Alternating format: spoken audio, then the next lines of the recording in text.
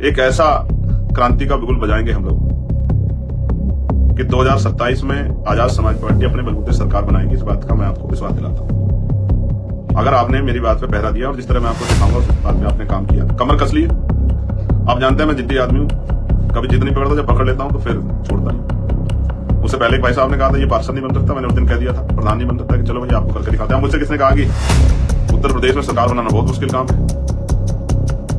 मैंने कहा ठीक है साहब, ये आपने जो चैलेंज किया है इसको एक्सेप्ट कर लेते हैं और इसको करके दिखाने के लिए पूरा प्रयास करते हैं। बाकी ऊपर वाले कुदरत। नमस्कार दोस्तों, आज हम फिर से आपके साथ उपस्थित हुए हैं।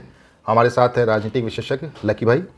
लकी भाई, हम आपको एक वीडियो क्लिप दिखाई थी चंद्रशेखर जी की जी। उसमें जो उन्होंने कहा था कि 2027 में हम सरकार बना रहे हैं अकेले पूर्ण बहुमत के साथ, तो आप इस पर क्या कहना चाहते हैं? चंद्रशेखर जी देखिए ज़मीनी नेता तो हैं, इसमें तो आप नकार नहीं सकते हैं। और उन्होंने पिछले दशक से काफ़ी मेहनत की है, लेकिन जो परिस्थितियां अभी 27 के हिसाब से अगर आप बयान देखेंगे तो इसमें चंद्रशेखर जी को हमारा सुझाव है कि वो अभी इस समय गठबंधन की राजनीति में आए।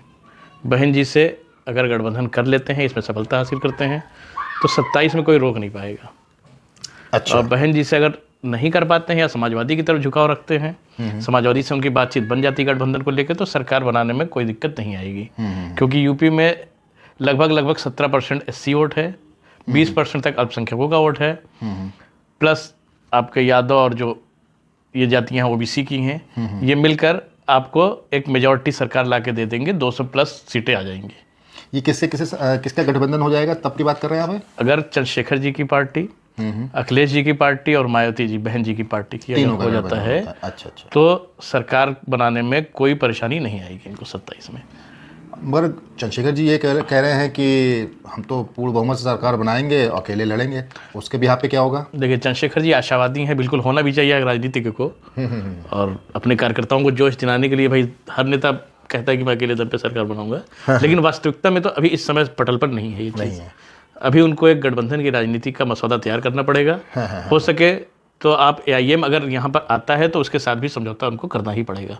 अच्छा। क्योंकि AIM जो है ओवैसी साहब की जो पार्टी है, वो ठीक ठाक वोट काटेगी। बिहार में हम लोग देख चुके हैं इसका नुकसान, जो RJD को हुआ, कांग्रेस को हुआ, और ये नुकसान यहाँ पर भी अखिलेश जी को भी होगा। और यही नुकसान अगर चंद्रशेखर जी इस बात को नहीं समझ पाएंगे वक्त रहते, तो इनको उठाना पड़ेगा। अगर एक सिचुएशन ये रखते हैं कि चंद्रशेखर और अखिलेश यादव इन दो का अगर गठबंधन हो जाता है, तो आप क्या देखते हैं? चंद्रशेखर जी और अखिलेश जी का अगर गठबंधन होता है तो सरकार बनाने में दिक्कत तो नहीं आएगी। अच्छा। लेकिन उसके लिए कम से कम साल भर पहले से तैयारी इनको करनी पड़ेगी, वो भी ज़मीन पे। तो साल भर तो बचा ही है ना इलेक्शन और इस समय अखिलेश जी उस ज़मीन पर दिख नहीं रहे हैं। और अभी से उनको पहले से ही पब्लिक को, जो हमारा वोटर है, उसको बताना पड़ेगा कि हम साथ में हैं। जब ये अभी से साथ में होंगे तो अल्पसंख्यक, SC ST OBC ये एक विचारधारा बनेगी। और जब विचारधारा वोट डालती है तो सरकार बनाने में दिक्कतें नहीं आती हैं। किसी वर्ग विशेष के वोट से आप सरकार अब नहीं बना सकते हैं। तो इनको पूरा वोट बैंक चाहिए है, SC समाज का भी चाहिए है, ST समाज का भी चाहिए और OBC समाज का चाहिए, और प्लस माइनॉरिटी। बिल्कुल, इनको जितना है वोट बैंक माइनॉरिटी के अलावा, माइनॉरिटी तो मैंने मान लिया चलिए अखिलेश जी और 80% वोट पड़ जाएगा, लेकिन SC ST अखिलेश जी पर नहीं जाएगा बहन जी के रहते हुए। तो अखिलेश जी अगर बहन जी से समझौता कर लें तो बहुत ही गोल्डन चांस हो जाएगा। और अगर नहीं हो पाता है तो उभरते हुए जो सबसे बड़े नेता है बहुजनों के, वो चंद्रशेखर जी के सामने कोई नहीं है आने वाले भविष्य में। अगर बहन जी का और समाजवादी पार्टी का गठबंधन हो जाता है और चंद्रशेखर जी अलग लड़ते हैं चुनाव, मतलब सिंगल हैंड, तो फिर क्या सिचुएशन होगी? SC ST वोट का बंटवारा होगा। सिचुएशन सही नहीं होगी, सिचुएशन वही हो जाएगी जो लोकसभा चुनाव में हुई थी 2019 में। और इसका फ़ायदा पूरा बीजेपी को मिलेगा। और कहीं ये सिचुएशन होती है कि सब लोग अलग अलग लड़ते हैं, मतलब समाजवादी पार्टी अलग से लड़ रहे हैं, बहन जी अलग लड़ रहे हैं और चंद्रशेखर जी अपनी अलग लड़ रहे हैं, तब क्या सिचुएशन होगी? देखिए, कोई जब अलग लड़ेगा सारी पार्टियां, लेकिन ध्रुवीकरण अलग नहीं लड़ेगा, क्योंकि बीजेपी उसमें माहिर है। आप कितनी भी पार्टियां अलग हो जाएं, लेकिन बीजेपी का जो ध्रुवीकरण का जो खेल है वो तो उस समय चरम पे होगा। और ध्रुवीकरण अपनी तरफ वोट लेकर चला जाएगा। सारे वोटों को। जो जिसके पक्के वोट हैं वो तो मिल जाएंगे, लेकिन जो वोट स्विंग करते हैं वो बीजेपी को सीधा फायदा पहुंचाएंगे और बीजेपी सरकार बनाने में सफल होने से सीधा फायदा सिर्फ बीजेपी को है।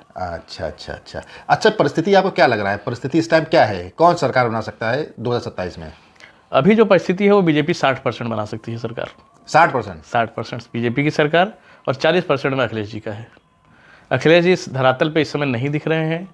उनके जो कोऑर्डिनेटर होते हैं, जिला के जो अध्यक्ष हैं, वो कहीं पे भी कोई मेहनत, जिलों में इनकी कोई खबर नहीं आ रही है। पब्लिक में जो गांव के जो बूथ है वहाँ पे इनकी कोई कार्यकर्ता जा नहीं रहे हैं। लोगों में कोई मोटिवेशन नहीं ला रहे हैं 27 को लेकर अभी तक। अल्पसंख्यकों को जोड़ नहीं रहे हैं। अल्पसंख्यक छटक के ओवैसी साहब की तरफ देख रहा है। वो इस समय वैसे भी अनाथ है, उसको एक नेता चाहिए। तो क्या अल्पसंख्यक चंद्रशेखर को देख रहे हैं? चंद्रशेखर जी का अभी कार्यकर्ता बेस जो पार्टी है वो इतना बड़ा पैमाना नहीं है, ये सच्चाई है। लेकिन चंद्रशेखर जी को नकार नहीं रहा है अल्पसंख्यक। अच्छा। और चंद्रशेखर जी की तरफ आशावादी रूप से देख रहा है। अखिलेश जी से जो भी छटेंगे वो चंद्रशेखर जी की तरफ या ओवैसी जी की तरफ जाएंगे। और बहन जी के बारे में अल्पसंख्यक क्या सोचता है? बहन जी के बारे में पहले भी अच्छा सोचता था, आज भी अच्छा सोचता है। अच्छा। लेकिन बहन जी सक्रिय रूप से नहीं है, इसका नुकसान बहन जी को हो रहा है। बहन जी की जो सक्रियता है वो काफ़ी कम हो गई है, इसलिए उसको लगता है कि बहन जी शायद अब उस स्थिति में नहीं है जो 2007 की स्थिति में थी। नहीं तो उनके पास आकाश आनंद है, उस हिसाब से नेता नहीं बन पाए हैं। देखिए, आकाश आनंद ज़मीनी नेता तो नहीं है, उनके पास पार्टी बेस है ना, एक वोट बैंक है। आकाश आनंद युवा नेता है और बहन जी के बाद उन्हीं को कमांड मिलेगी, तो क्या वो चंद्रशेखर की जहाँ पे ले नहीं पाएंगे जगह? देखिए, चंद्रशेखर जी में और आकाश जी में बहुत फ़र्क है। अच्छा। चंद्रशेखर जी विचारात्मक वाले व्यक्ति हैं। वो हर मुद्दे पर अपनी प्रखर वक्ता की तरह बोलते हैं। अपने SC/ST समाज के लिए अपनी राजनीति को भी त्याग देते हैं। उनको ये नहीं रहता है कि मुझे सांसद बनना है या मुझे मुख्यमंत्री बनना है। जहाँ मुद्दे होते हैं मुद्दों के साथ खड़े हो जाते हैं, जैसे UGC का आपने अभी उदाहरण ले लीजिए रिसेंटली। और आकाश आनंद जी इस चीज़ में भी नहीं है। अच्छा। आकाश आनंद जी का बिल्कुल कैडर बेस पार्टी है, कार्यकर्ता हैं। लेकिन वो कार्यकर्ता निराश हैं इस समय। वो इस समय एक दूसरा विकल्प भी ढूंढ रहे हैं।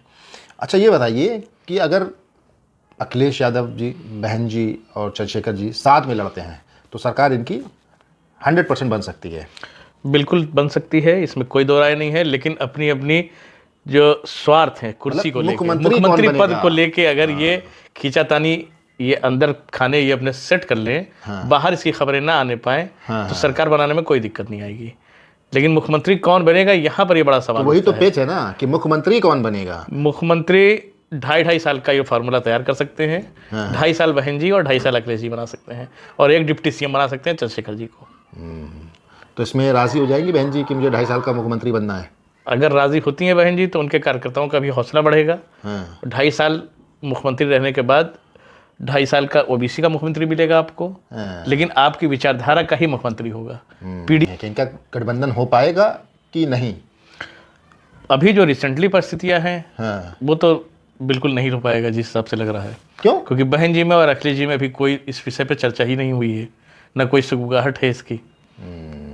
बहन जी अभी तक कोई सक्रियता दिखा भी नहीं रही है 27 को चुनाव को लेके।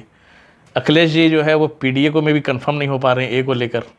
वो कभी अल्पसंख्यक में कभी अग्रणी जाति में लेके चले जा रहे हैं। एक जो खुला विजन है वो सिर्फ चंद्रशेखर जी का समझ में आ रहा है, और चंद्रशेखर जी अपने विजन पर समर्थ हैं। वो अपने वोटर को, अपने कार्यकर्ताओं को निराश नहीं करते हैं किसी भी सिचुएशन में। कल चंद्रशेखर की रैली हुई थी तो बड़ी अच्छी रैली हुई थी, बहुत भीड़ थी, बहुत सफल रैली मानी गई है। कन्नौज में जो हुई थी भीड़ बहुत थी, वहाँ पे उन्होंने बहुत अच्छा भाषण दिया। तो उस भीड़ को देख के क्या समझ में आता है आपको? देखिए, चंद्रशेखर ज़मीनी नेता है, इसमें सभी को मालूम है। चंद्रशेखर जी के प्रति लोगों का प्रेम है, लोग उनसे आशा रखते हैं, लोग उनमें एक अम्बेडकरवादी छवि ढूंढते हैं, और लोग चाहते हैं कि हमारा एक ऐसा मुखर वक्ता हो जो हमारी बात संसद में रखे और हमारे लोगों के लिए जो कानून है उनको पास कराए, जो हमारे खिलाफ कानून है उन पे बोले। इस तरह से जो अभी आपने सुना होगा कि चंद्रशेखर जी ने 11 तारीख को कहा कि हम विशाल रैली करेंगे जंतर मंतर पे। तो उसमें आप देखिएगा जंतर मंतर पे हो सकता है सरकार परमिशन नहीं दे, लेकिन पब्लिक का मूड वहाँ पर पहुँचने तक का है और दूर दूर से लोग पहुँचेंगे।